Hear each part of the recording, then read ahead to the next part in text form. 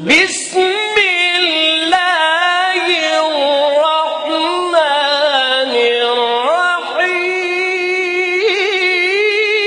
الرحیم بسم اللہ الرحمن الرحیم رب اشرح لی صدری ویسر لی امری واحلل عقدۃ من لسانی یفقہوا قولی۔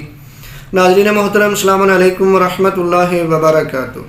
ناظرین محترم، ماہ شعبان بڑا عظیم مہینہ ہے، اور ماہ شعبان کی جمعرات کا دن جو ہے اس دن کا ایک عمل آپ کو بتانے جا رہے ہیں، اور وہ عمل ہے 2 رکعت نماز۔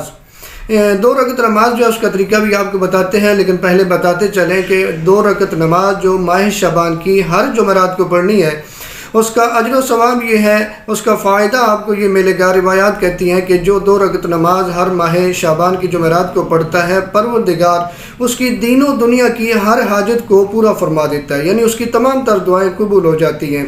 اور ماہ شعبان کی جمعرات کا روزہ بھی چونکہ رکھنا ہوتا ہے، تو فرماتے ہیں کہ روزہ جو ہے اس کا ثواب علیحدہ ہے، یہ 2 رکعت نماز جو ہے اس کا ثواب علیحدہ ہے۔ یہ جو بتا چکے ہیں کہ ہر دین و دنیا کی حاجت اس کی پوری ہوگی، روزے کا ثواب علیحدہ ہے۔ روایت میں ملتا ہے کہ ہر جمعرات کو آسمان سجایا جاتا ہے، اور ملائکہ عرض کرتے ہیں کہ پروردگار جن لوگوں نے بھی آج کے دن روزہ رکھا ہے ان کو بخش دے اور ان کی تمام دعاؤں کو قبول فرما لے۔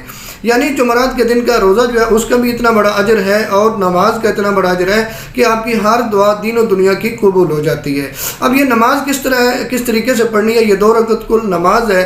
ہر نماز میں آپ نے الحمد کے بعد 100 مرتبہ سورہ توحید پڑھنی ہے، 100 مرتبہ، یعنی پہلی رکعت میں بھی الحمد کے بعد سورہ توحید 100 مرتبہ، دوسری رکعت میں بھی الحمد کے بعد 100 مرتبہ سورہ توحید پڑھنی ہے۔